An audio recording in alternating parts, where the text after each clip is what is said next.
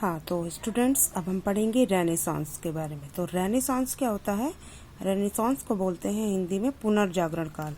ये रेनेसांस जो था एक पीरियड था बेटा, इसमें बहुत ज़्यादा लोगों के बीच में अवेयरनेस आई थी डिफरेंट डिफरेंट टाइप से, और स्पेशली यूरोप में।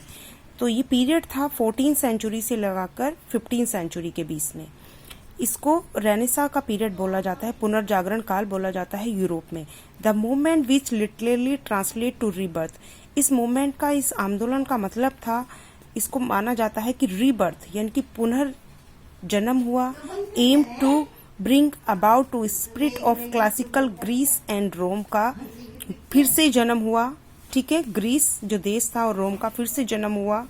It produce excellent masterpiece in literature. इस समय क्या हुआ, मतलब बहुत बेहतरीन मास्टरपीस, मतलब बहुत ही बेहतरीन लिटरेचर बना, मतलब बुक्स बनी, पेंटिंग्स बनी, स्कल्पचर बने, मूर्तियां बनी और आर्ट्स, अलग अलग तरह की कलाओं का, भवनों का विकास हुआ। This was made possible by culture awareness. ये इसीलिए संभव हो सका था क्योंकि कल्चर यानी कि सभ्यता का विकास बहुत हुआ था।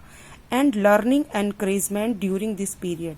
और लर्निंग मतलब नॉलेज का विकास हो चुका था, ज्ञान का विकास हो चुका था इस काल में, यानी कि 14 टू 15 सेंचुरी के बीच में। ये पिक्चर्स देख रहे हैं, ग्रीस स्कल्पचर है, इस टाइप की पिक्चर ग्रीस में है। ये अभी भी इससे पहले नहीं बनाई जाती थी।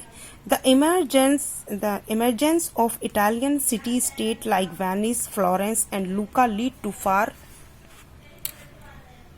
Reaching political development. यानी कि उस समय बहुत सारे जो सिटी थे इटली के, वो बहुत ज़्यादा डेवलप हो चुके थे ज्ञान में, अलग अलग तरीकों से। उसमें थे कुछ वेनिस, फ्लोरेंस एंड लूका, ये शिक्षा के बहुत बड़े केंद्र बन चुके थे, पॉलिटिक्स के, यानी कि बहुत अच्छे नेता यहाँ पर डेवलप हो चुके थे। We can see a republic form of government in these provision where merchant and trading class organise themselves into guild. अब हम इसमें इस समय क्या देख सकते हैं कि उस समय रिपब्लिक का फॉर्म आ चुकी थी सरकार की। रिपब्लिक मतलब कुछ लोग होते थे इकट्ठे होकर और वो शासन किया करते थे। वो कौन थे? Merchant and trading. जो मर्चेंट मतलब व्यापारी थे और व्यापार किया करते थे, उन्होंने ऑर्गेनाइजेशन बना ली थी जिसको गुल्ड कहा जाता था।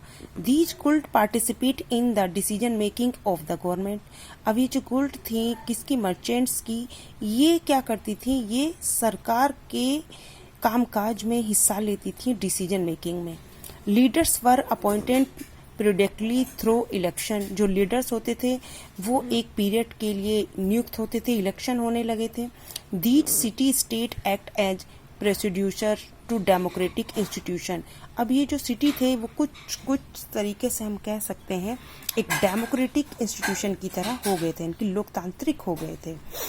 This period also saw the emergence of strong centralized Europe state.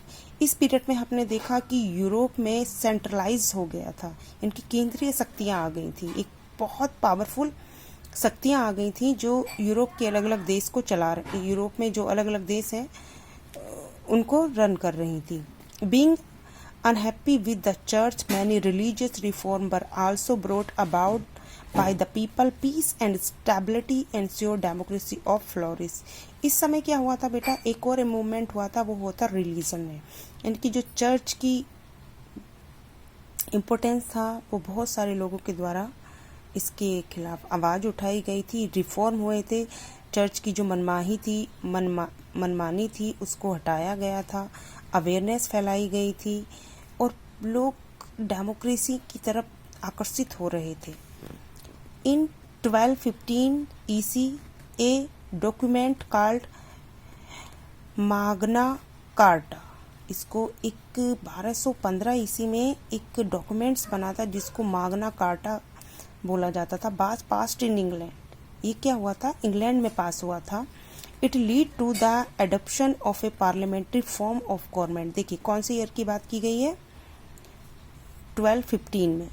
अब ये क्योंकि ये बता रहे हैं डेमोक्रेसी इन इंग्लैंड की, इंग्लैंड में डेमोक्रेसी कब आई, तो 1215 ईस्वी में एक डॉक्यूमेंट्स यानी कि एक एक्ट आया मागा कार्टा बोलते हैं उसको, पास हुआ, जिसमें बोला गया कि यहाँ पर एक पार्लियामेंट होगी, फॉर्म ऑफ गवर्नमेंट, जो गवर्नमेंट को चलाएगी। The documents also content the term, और इस जो डॉक्यूमेंट था इसमें क्या लिखा गया था, रिटर्न लॉ, जिसमें लॉ लिखे गए थे, कानून, hold greater power than the king. उसमें कहा गया था कि इसमें जो पार्लियामेंट्री में जो गवर्नमेंट बनेगी उसकी जो पावर होगी वो किंग से ज़्यादा होगी। पहले, इससे पहले क्या था, इंग्लैंड में किंग का शासन था, मोनार्की था।